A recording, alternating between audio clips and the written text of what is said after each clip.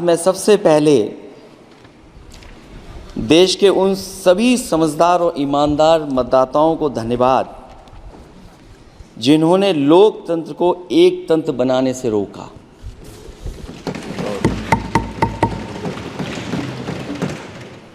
चुनाव के समय पर अध्यक्ष जी ऐसा कहा गया कि 400 पार। मैं समझदार जनता को फिर एक बार धन्यवाद दूंगा और मैं कुछ कहना चाहता हूं कि आवाम ने तोड़ दिया हुकूमत का गुरूर, दरबार तो लगा है पड़ा गमगीन में बेनूर है पर। अध्यक्ष महोदय, दरबार तो लगा है पर बड़ा गमगीन बेनूर है। और पहली बार ऐसा लग रहा है हारी हुई सरकार विराजमान है। जनता कह रही है चलने वाली नहीं सरकार। अध्यक्ष महोदय, जनता कह रही है चलने वाली नहीं, ये गिरने वाली सरकार है। और क्योंकि ऊपर से जुड़ा कोई तार नहीं, नीचे कोई आधार नहीं, अधर में जो है अटकी हुई वो तो कोई सरकार नहीं। दरअसल पूरा इंडिया समझ गया है कि इंडिया ही प्रो इंडिया है। इस चुनाव में इंडिया अलायंस की नैतिक जीत हुई है। ये पीडीए इंडिया की सकारात्मक राजनीति, पॉलिटिक्स जो पॉजिटिव है, पॉजिटिव पॉलिटिक्स की जीत हुई है। ये इंडिया पीडीए की सोशल जस्टिस मुहिम की विक्ट्री है। 2024 का परिणाम हम इंडिया वालों के लिए जिम्मेदारी से भरा पैगाम भी है। और अगर हम यूँ कहें अध्यक्ष महोदय कि 15 अगस्त 1947 अगर उपनिवेशिक राजनीति से आज़ादी का दिन था तो 4 जून 2024 देश के लिए सांप्रदायिक राजनीति से आज़ादी का दिन रहा। ये सांप्रदायिक राजनीति के अंत और सामुदायिक राजनीति की शुरुआत है। जहाँ सांप्रदायिक राजनीति का अंत हुआ है वहीं सामुदायिक राजनीति की शुरुआत हुई है। सबसे अच्छी बात हुई ये है कि इस चुनाव में सांप्रदायिक राजनीति की हमेशा के लिए हार हो गई है। अध्यक्ष महोदय, कहने को सरकार ये कहती है कि ये 5th लार्जेस्ट इकोनॉमी बन गई है और जीडीपी के मामले में 5th वर्ल्ड की इकोनॉमी बन गई है। लेकिन अध्यक्ष मोदी, ये सरकार क्यों छिपाती है कि अगर ये हमारी सबसे लार्जेस्ट इकोनॉमी, अगर हम 5वें नंबर पर हैं, तो हमारे देश की पर कैपिटा इनकम, प्रति व्यक्ति आय हमारे किस स्थान पर पहुंची है। और हम लोगों ने तो अध्यक्ष महोदय देखा है कि अगर दिल्ली की सरकार ने कहा होगा कि $5 ट्रिलियन की इकोनॉमी बनेगी, तो जहां से प्रधानमंत्री जी चुन करके आते हैं वहाँ का प्रदेश के सरकार भी कह रही कि हम $1 ट्रिलियन इकोनॉमी बना लेंगे। देश की इकोनॉमी कहाँ पहुँच गई, पर कैपिटा इनकम क्या है।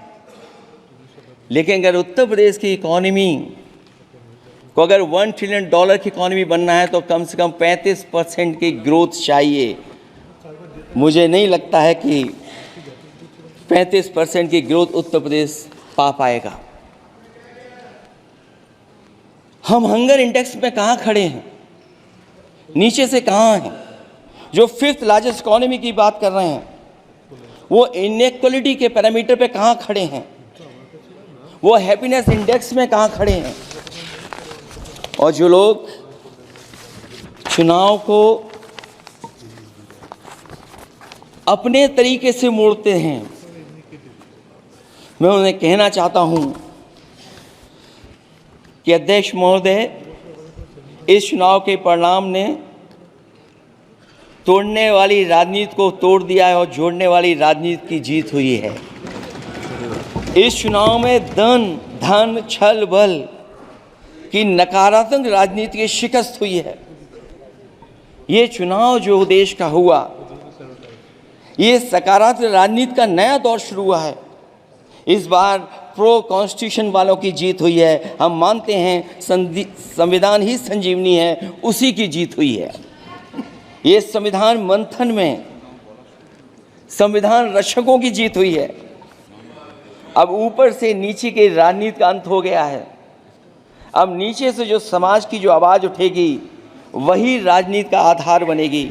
मैं कहना चाहता हूं कि देश किसी की व्यक्तिगत महत्वाकांक्षा से नहीं, जन आकांक्षा से चलेगा। मतलब अब मनमर्जी नहीं, जनमर्जी चलेगी। इस चुनाव का बड़ा पैगाम यही है।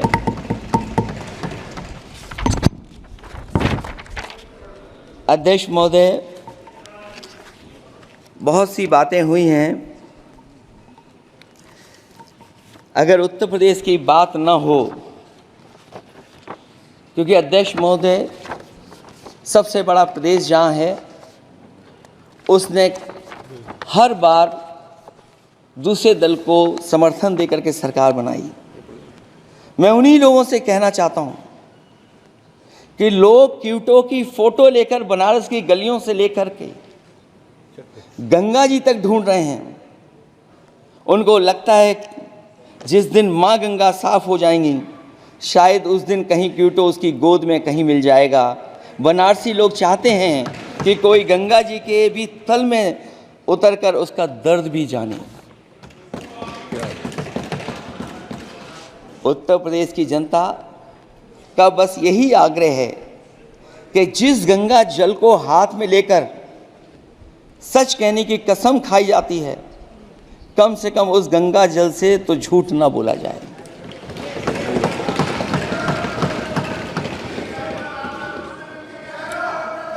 जहां विकास के नाम पर खरबों रुपए की लूट का राज खोलते भ्रष्टाचार के गड्ढे प्रदेश का नाम खराब कर रहे हैं, वहीं पहली बारिश में ही टपकती हुई छत और गिर चुकी स्टेशन की दीवार बेईमानी की निशानी बन गई है।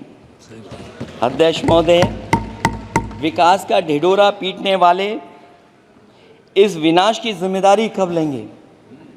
और रही सच्चे विकास की बात, तो हमने जो सड़क बनाई उस पर हवाई जहाज उतरे थे और उत्तर प्रदेश की मुख्य नगरी में सड़कों पर नाव उतरी हैं।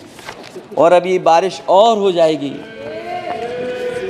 तो नाव से भी चलना पड़ेगा। यही स्मार्ट सिटी के जुमले का भी हाल है। न तो जाम से छुटकारा मिला, न बुनियादी सुविधाओं से कोई निजात मिली, न कोई बुनियादी सुविधाएं मिल पाई हैं। मुझे याद है अध्यक्ष महोदय, देश के प्रधान सांसद जी ने अनाथ पशुओं के बारे में बहुत कुछ कहा था। अनाथ पशुओं की समस्या से छुटकारा दिलवाने के लिए कब वादा किया हुआ, लेकिन कई चुनाव बीत गए हैं, अभी तक गन्ने का भुगतान 2 हफ्ते का वचन जो दिया था, कहाँ दिया था? अब तो वचन देने वाले को भी याद नहीं है। हर बात को जुमला बना देने वाले लोगों के ऊपर से जनता का भरोसा उठ गया है। इसीलिए बहुमत की सरकार नहीं है, ये सहयोग से चलने वाली सरकार है। डबल इंजन के नाम पर उत्तर प्रदेश को टकराहट के सिवा कुछ हासिल नहीं हुआ है। उत्तर प्रदेश में प्रभुत्व की लड़ाई 2 लोगों को आपस में लड़ा रही है, लेकिन उसकी मार जनता को सता रही है। पिछले 10 सालों की उपलब्धि बस इतनी रही कि एक शिक्षा परीक्षा माफिया का जन्म हुआ। अध्यक्ष महोदय, जिस समय चुनाव में थे और उत्तर प्रदेश में वो हालात देखे हैं कि नौजवान जब भी तैयारी कर करके जाता था और परीक्षा दे करके लौटता था तो उसको पता लगता था कि पेपर लीक हो गया। और उत्तर प्रदेश में केवल एक पेपर लीक नहीं हुआ है, जितनी भी परीक्षाएं हुई हैं सब पेपर लीक हुए हैं। केवल उत्तर प्रदेश ही नहीं, मैं माननीय सांसद की तरफ से सुन रहा था कई ऐसे प्रदेश हैं जहां पर परीक्षाएं देने तो बच्चे गए, लेकिन वहां भी पेपर लीक हो गया। और अभी जब 4 जून को रिजल्ट आया, उसके बाद जो बात उठी है, देश की सबसे प्रेस्टिजियस परीक्षा, उसका भी पेपर लीक हो गया। और आखिरकार ये पेपर लीक हो क्यों रहा है? सच्चाई तो ये है कि ये सरकार पेपर लीक इसलिए करा रही है कि सरकार नौकरी नहीं देना चाहती, रोजगार नहीं देना चाहती, उन नौजवानों का भविष्य नहीं बनने देना चाहती। पिछले 10 सालों की उपलब्धि बस इतनी रही है कि एक शिक्षा परीक्षा माफिया का जन्म हुआ है, जिसने तथाकथित अमृतकाल में युवाओं के भविष्य की आशाओं को ही जहर दे दिया है। जो सरकार उम्मीद को मार दे, वह न तो वर्तमान को सुधार सकती है, न भविष्य को संवार सकती है। सरकार आशा का प्रतीक होनी चाहिए, निराशा का नहीं। जनता चाहती कि हर समस्या के लिए बीते कल को जिम्मेदार ठहराने के बहाने को सरकार छोड़े और आने वाले कल की बात करे। अगले 1000 साल के झूठे सपने दिखाने वाले अगले महीने होने वाली परीक्षाओं के लीक न होने की गारंटी कब लेंगे? जनता अब न तो किसी बहकावे में आएगी और न किसी के बहलावे फुसलावे में आएगी। जो लोग कहते हैं कि अमृतकाल की बात करने वाले जनता का जागरण काल आ गया है, आज इस सदन में नए राजनीतिक जागरण के अनेक प्रतिनिधि बैठे हैं।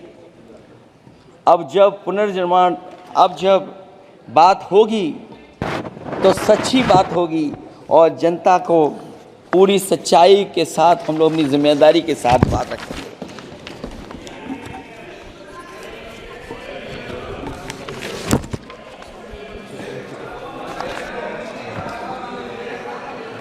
अध्यक्ष महोदय, एक जीत और हुई है, एक जीत और अध्यक्ष महोदय हुई है। मैं जानता हूं सत्ता पक्ष बैठे वाले लोग समझ गए होंगे। अयोध्या की जीत भारत के परिपक्व मतदाता की लोकतांत्रिक समझ की जीत है। और हम तो अध्यक्ष महोदय यही सुनते आए हैं, होए वही जो राम रची राखा, यह है उसका फैसला। अध्यक्ष महोदय, होई वही जो राम रची राखा, यह है उसका फैसला, जिसकी लाठी में नहीं होती आवाज। जो करते थे किसी को लाने का दावा, वो हैं खुद किसी के सहारे के लाचार।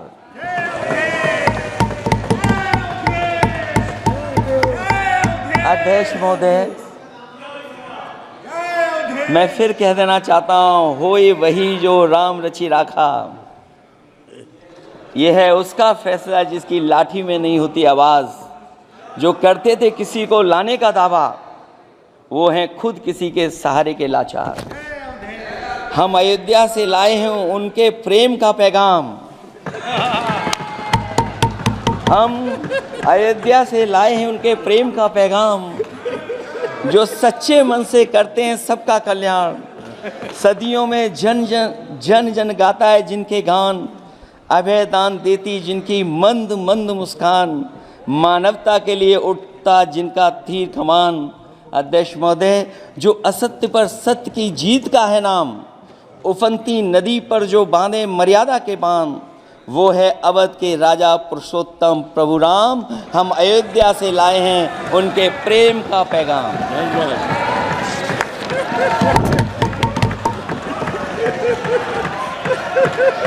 अध्यक्ष महोदय,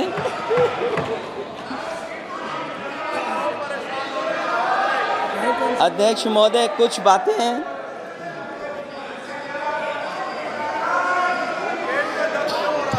अध्यक्ष महोदय, कुछ बातें समय और काल से परे होती हैं,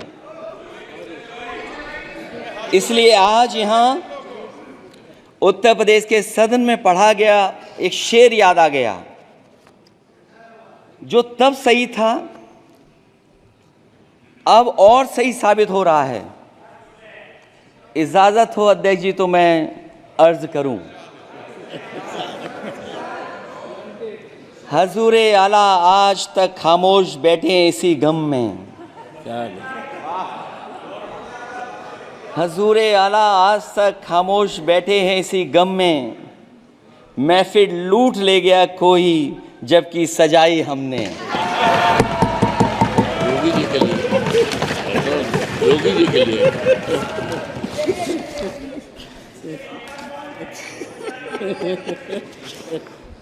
अध्यक्ष महोदय,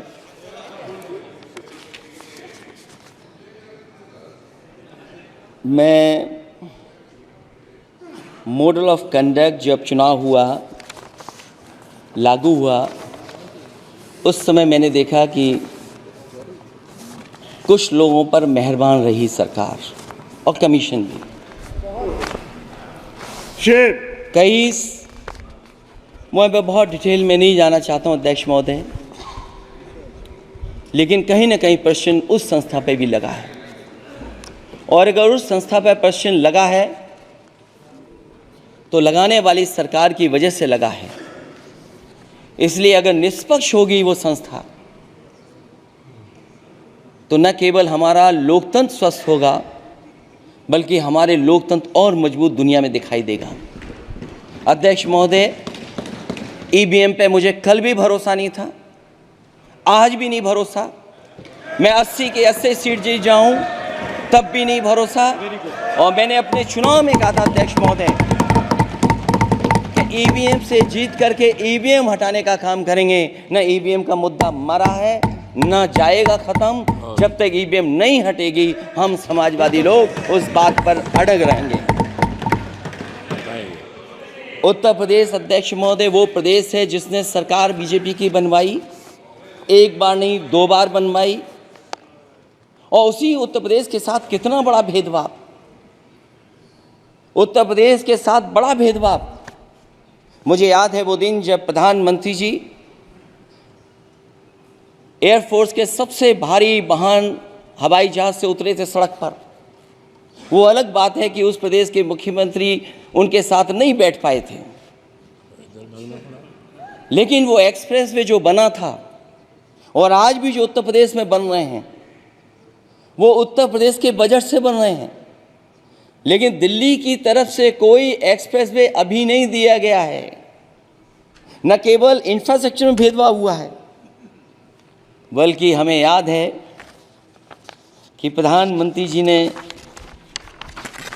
बड़े पैमाने पे गांव गोद लिए थे। और सोचिए, अगर देश के प्रधान सांसद अगर किसी गांव को गोद ले लें और उस गांव की तस्वीर न बदले तो शायद मैं नहीं समझता हूं कि किसी गांव की तस्वीर 10 साल में बदली होगी। मुझे वो गांव जिसको उन्होंने गोद लिया, जो प्रधानमंत्री जी की आदर्श योजना थी उसके तहत जो गोद लिया गया था गांव, वो 5 वर्ष पहले खूब शोर हुआ था कि बनारस शहर की तरह डोमरी में चमचमाने लगेगा एक गांव। हकीकत में कुछ नहीं हुआ। उसकी दुर्दशा वैसी की वैसी है, जैसे था गांव वैसे ही का वैसा है। टूटी सड़कें, कच्ची पगडंडियां, उखड़े और टूटे हुए ईंट के खंजे, बदहाल हैंडपंप, पावरलूम और पंखे के जाली के कारखाने को आखिर कब तक रफ्तार मिलेगी जो उस गांव में काम होता था, लोग करते थे। खाली पड़े रसोई गैस के सिलेंडर, अंधाधुंध बिजली कटौती के बीच इस गांव के लोगों को हर सुबह मजदूरी की कभी ना खत्म होने वाली तलाश आखिर कब पूरी होगी। तो सोचिए, एक गांव की तस्वीर ये है। जो गांव कभी गोद लिया गया था उस गांव की भी तस्वीर नहीं सुधर पाई है। जो भाजपा के स्मार्ट सिटी के झूठे सपने में गांव के लिए कोई जगह नहीं है।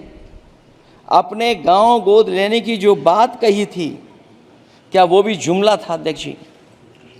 पता नहीं जिस गांव को गोद लिया था उसका नाम भी किसी को याद है कि नहीं। मैं नाम पूछ करके किसी को शर्मिंदा नहीं करूँगा, क्योंकि अगर नाम याद है तो ये तो और भी बुरी बात है कि अपने नाम याद रखने के बावजूद भी कुछ नहीं किया। जिसे गोद लिया जाता है उसे अनाथ बनाकर छोड़ देना अच्छी बात नहीं है। सेम। और अगर तस्वीर अध्यक्ष महोदय बदली हो 10 साल में उन तमाम गोद लिए हुए गांवों की, तो मैं सत्ता पक्ष के लोगों से कहूँगा ज़रूर इस सदन में बात रखें, ज़रूर बताएं आप। जो बात कभी अध्यक्ष महोदय कास्ट सेंसस की उठी थी, हम उस कास्ट सेंसस के पक्ष में हैं कि बिना कास्ट सेंसस के सामाजिक न्याय संभव नहीं है, सबको हक दिला पाना मुश्किल है। अध्यक्ष महोदय, राष्ट्रपति जी के अभिभाषण में अग्निवीर को लेकर के जो चिंता विपक्ष की थी और देश के नौजवानों की थी, वो चिंता वैसी की वैसी बनी है। अध्यक्ष महोदय, मैं ये कहना चाहता हूँ, मैं खुद मिलिट्री स्कूल से पढ़ा हूँ, मेरे साथ के बहुत बड़े पैमाने पे लोग फौज में हैं।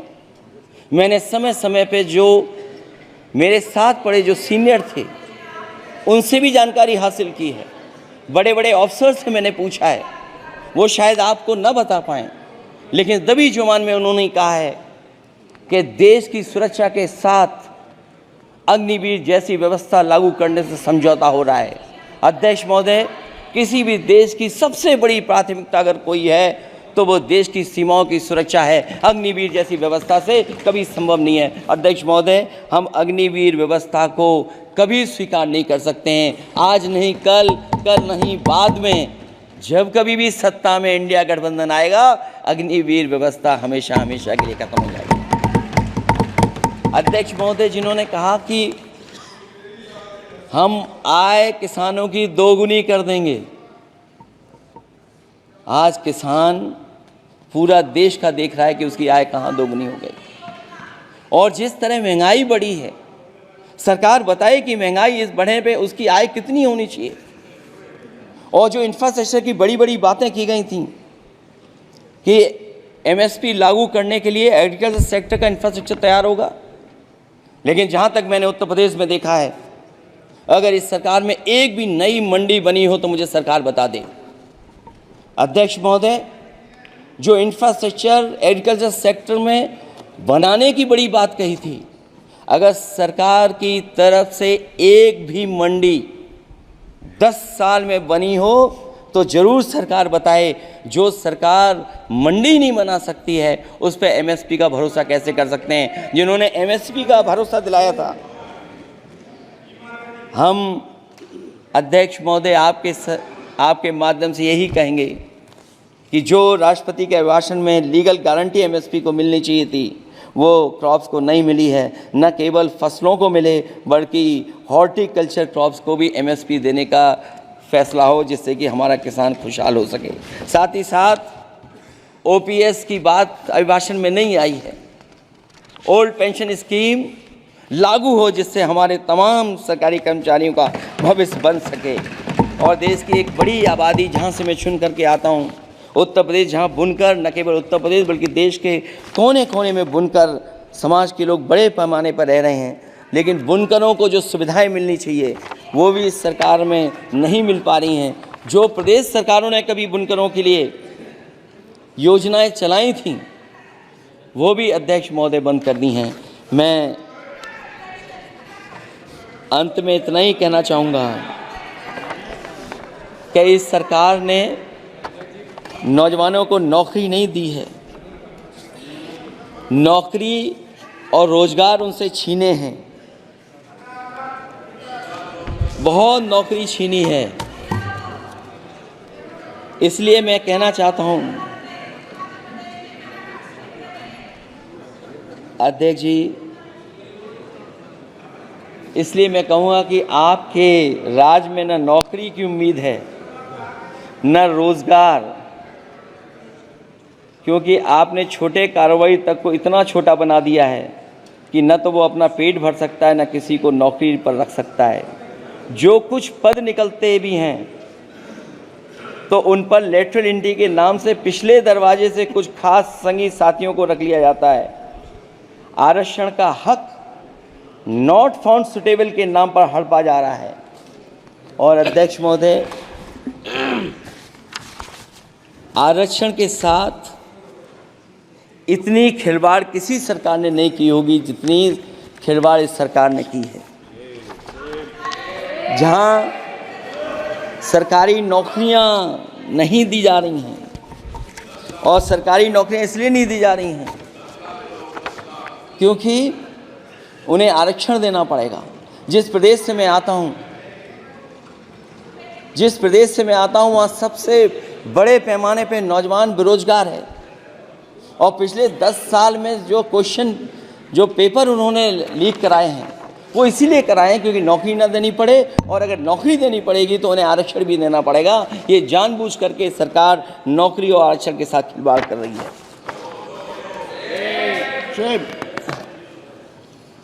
मैं अध्यक्ष महोदय अंत में इतना ही कहना चाहता हूं,